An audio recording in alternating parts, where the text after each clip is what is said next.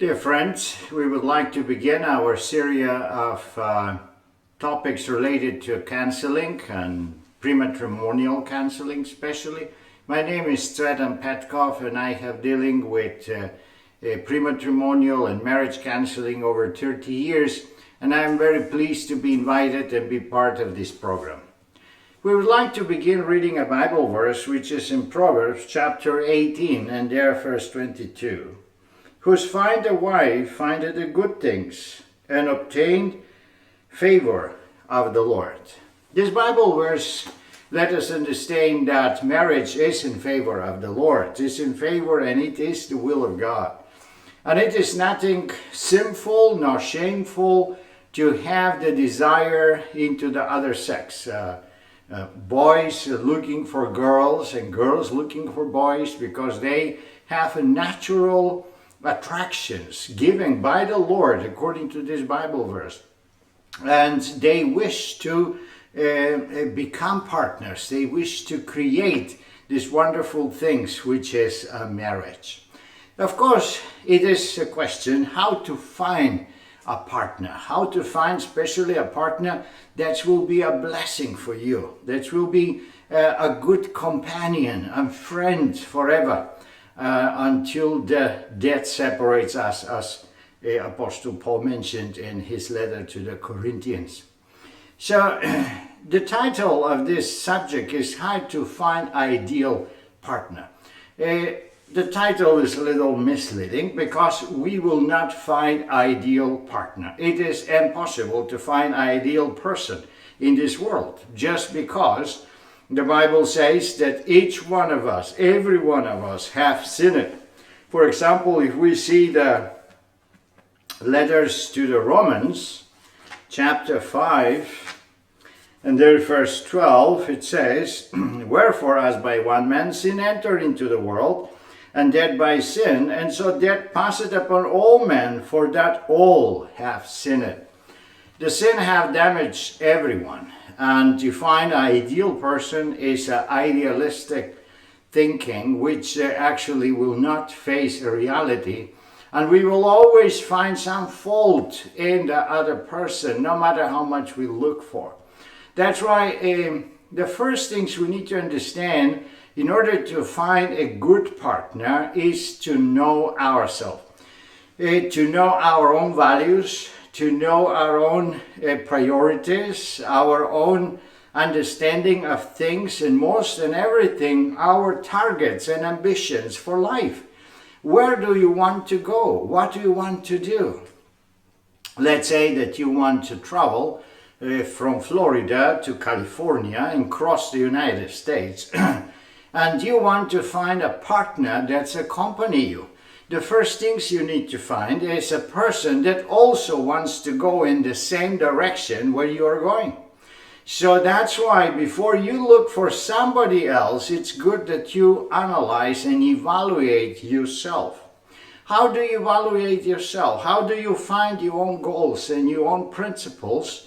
It is sometimes very helpful to have a prematrimonial counseling.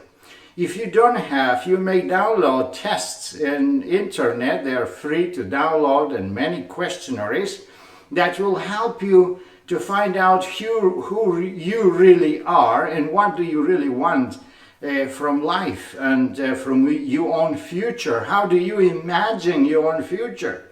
For example, questions like this as what are you going to do if you know that you have only 3 months of life? That's the questions that will help you realize and try to find out which are the priorities for you. What are you going to do if you have only 3 days of life? Who are you going to call if you are in prison? Who are you going to call if you are sick and your life is have a limited time? This is also important to evaluate the friends and the people who surround you. If they really are the ones that you want, that they accompany you the rest of your life or not. So there is a parable that I want to share with you. It is about a porcupine, a little porcupine that have been walking in the forest and looking for friends. the porcupine come close to a bunny and say, "Hello, bunny, I want to play with you." But the bunny says, "Oh, porcupine, you have such a spine. You're dangerous," and the bunny run away. Oh, the porcupine was so sad. Then he found a fox, a little fox, and he says, "Fox, come and play with me," and the fox run away. And the porcupine was so sad because nobody wanted to play with him in the forest. One day he found another porcupine, and the other porcupine was looking so terrifying for him and say, "Oh no, you're so terrible, you have so many spines on you, and you're so frightened to me." Then the elderly porcupine brought him to the river so that he could see his face in the water, and he became frightened by the picture he saw because he has so many spikes on him. So this is an interesting illustration how actually we're looking for other partners, and many times we are so sorry that they do not want to come closer to us. But maybe analyzing ourselves, we can find out which is the reason that we do not permit, or why they don't want to come closer to us. Maybe there is something we need to change first. We need to be prepared for marriage. We need to purify and polish our way of dealing with other people. We should not be too rough. We should not be violent. We should be more tolerant. We should be more lovely. And that will help us, obviously, to connect with others. There's another very important principle in Bible, and we can find this in the letter to Corinthians. And we can find this in Corinthians chapter 6, verse 14. "Be not unequally yoked together with unbelievers, for the fellowship had righteousness with For what fellowship hath righteousness with unrighteousness, and what communion hath light with darkness?" It's not only believer and unbeliever in this picture, but in general people need to come together if they have the same values, if they have a similar understanding of the world and what is the importance in life. I want to present you here another parable, and this is related to a story, a fiction story of a farmer boy that in ancient time was presented a competition. The king make a competition who is capable to fire a bow and win the competition, and the one that win the competition will marry his daughter, the princess. So that shepherd boy, or that farmer boy, he was so good in firing a bow and arrows, so he win the competition and he married the princess. And he was so happy, and he was handsome and strong and nice looking boy. So he took the princess and brought her to his farm. And day by day they passing by, and they had a lovely relationship. However, the princess looked kind of sad. So the boy was thinking, how can I please my wife, the princess? So he was thinking, well, I have my farm, and maybe I need to do more potatoes. I need to farm more fruits. So he make efforts, and he brought to the princess a big pile of potatoes and say, look how many potatoes I farmed this year. And the princess was look at that, oh yeah, that's nice, but she continued to be sad. So then the farmer say, what shall I do to make my wife happy? Maybe I have to provide more tomatoes. And then he brought more tomatoes, and the princess continued to be sad. One day the boy says, look, my dear wife, what shall I do to make you happy? And she says, look, I understand you're bringing potatoes and tomatoes. That's so important. I mean, food is so important. But you know why I'm sad is because I'm used to in palace to listen to music every day of the most precise musicians of the whole kingdom, and they will perform poetry and theater in our palace, and I'm used to this kind of things, and that's what I'm missing. So what this parable is about is that if there is difference of values and different of needs, there will be obviously a big difference of opinion and priorities. Obviously, potatoes and tomatoes are very important for the household, and the boy was very practically thinking. However, for the lifestyle of the princess, this was not what she was needing. And that's why it's so important before you marry with whatever person, when you look for a person, that person have the same values. And if you go to church, if you're a believer, if you're honest Christians, you look please for a person that believes the same thing, that goes to the same church where you go, that you have the same direction, that you all end up in California and not that one takes the road to New York and another goes to LA. So this will definitely be a challenge in the future in your marriage. Also, it is very important to have the level of understanding, education, and interest, to read same books, to have the same ideas, to like the same conversations, to have a general evaluation of the world that makes you unite and not disunite. Another very important part of marriage is communication. You need to be able to communicate, and not only able, but you need to be pleased in communication. When you are together, you need to be happy to discuss things, to dialogue, to talk and to dream about things. That's a very important part. Today this is a kind of challenge because of young people used to use their cell phones and internet, and they prefer to chat, and they prefer to do it by phone, but not in real communication. Having the phone in between you and your girlfriend or boyfriend is not a good idea, because it does not allow you to know the real personality of the other person. If you dialogue personally, you can see the face, you can read the body language, and that is something that is a communication much more complete and much above the speaking language or the chat that is written. Through chatting and through the phone conversation, actually person is hiding himself from the other side. We need to understand also that because of the desire to present yourself in a better light, there is a lot of lies involved. According to psychology, there is about 37 lies that we communicate to each other when young people come together in the first 15 seconds. Let's say that one of the very common lie is if you have a little belly, you click it so you look more sparkly and better.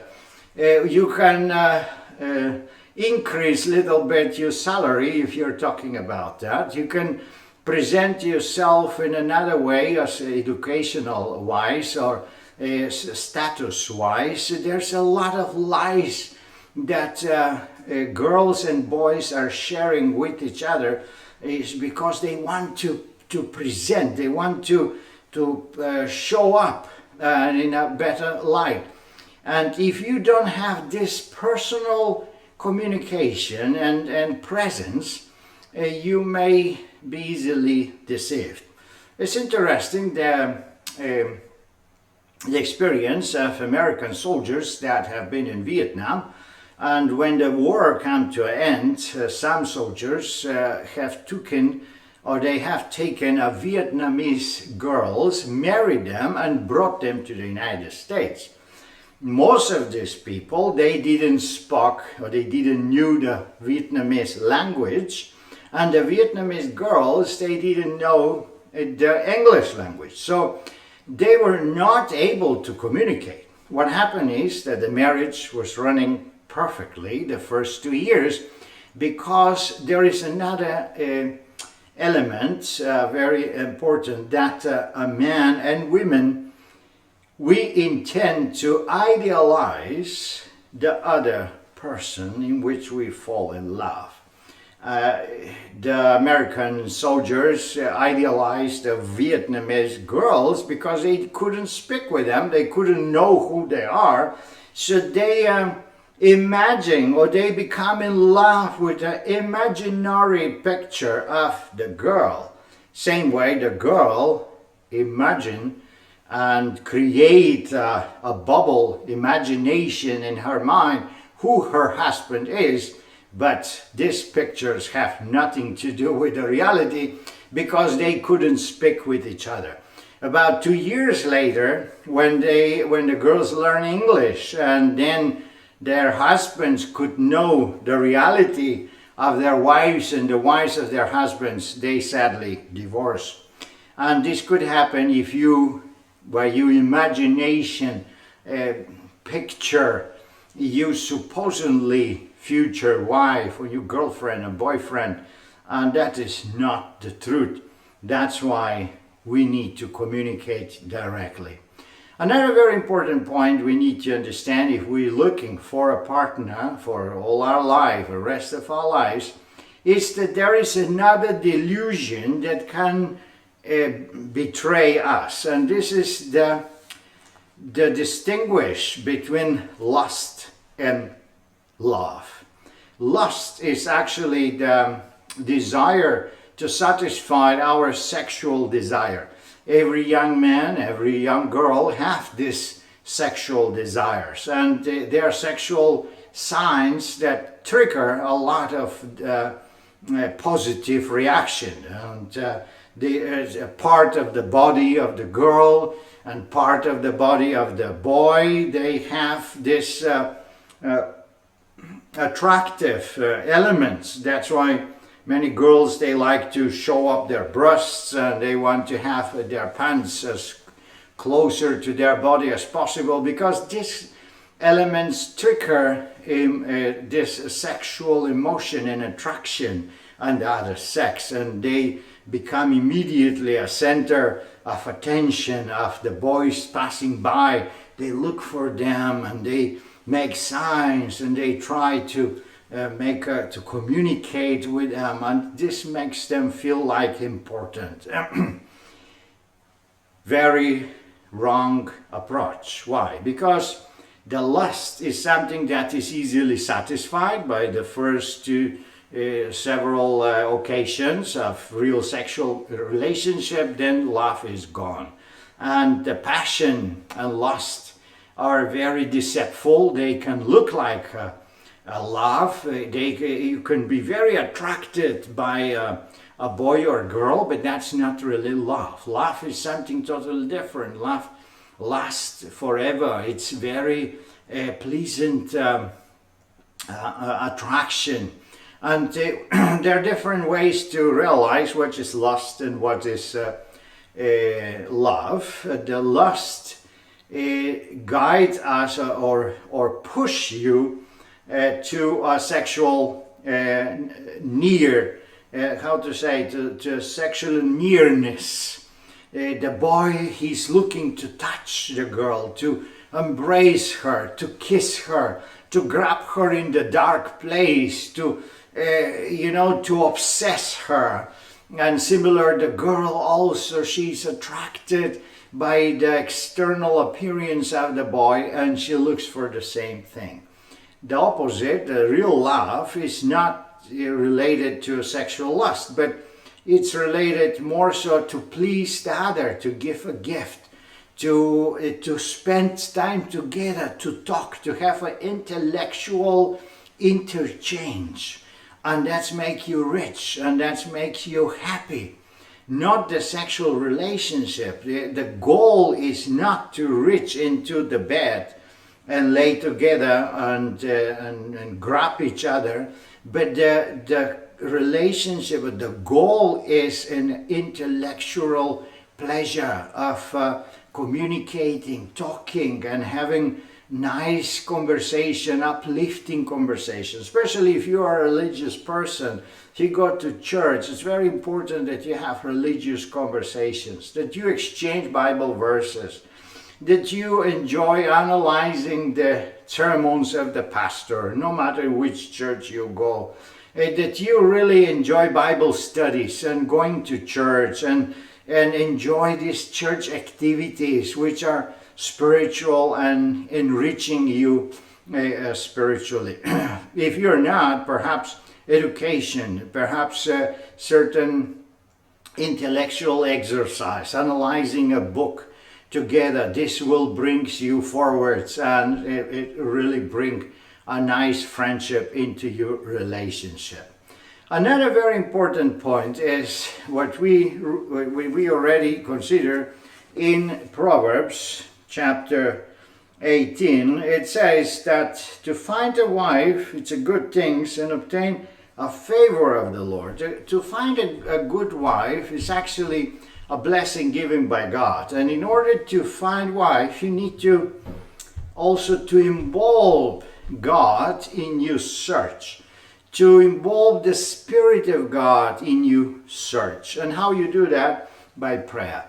You need to take time, study the Word of God, and look for what is the wife, the virtuous wife. There is an entire chapter in the parables that describe the wife that is blessed by God. And also you can find also who is the boy that pleased God. And this is also to be found in many places in the Bible, where the favorable kings of Israel, for example, are presented, and why God was pleased. Or Daniel, the book of Daniel, how he was a pleasant to God man. And then you build up a picture of what is good for the Lord. Then you can pray and ask the Lord to provide for you a husband and wife that's really fit you and will accompany you through the journey of life. And I can tell you that the journey of life, it's very important. Imagine that if you find a job, you can be a few hours a day and at work. If you need to travel, you will be a few days out of home and you will be there. But the rest of your life you're going to spend at home. And at home is when you're going to have your wife, your husband. At home you're going to educate your children. That is your future. That is the most important decision you're going to take for your life, to find a partner to accompany you through the journey of life. May God bless you and give you the right choice at the right time. And I'm sure He will. If you pray, if you evaluate yourself, you find out your own identity, so you can easily choose a partner to accompany you. If you find also your direction, where are you going, what you want to do with your life, then you can find a partner to accompany you. And then you need to evaluate if you really are pushed and motivated by lust and passion, or you're really in love with a certain person. You also can do this and be helped by praying to the Lord. And I'm sure in this way you will be successful. Amen.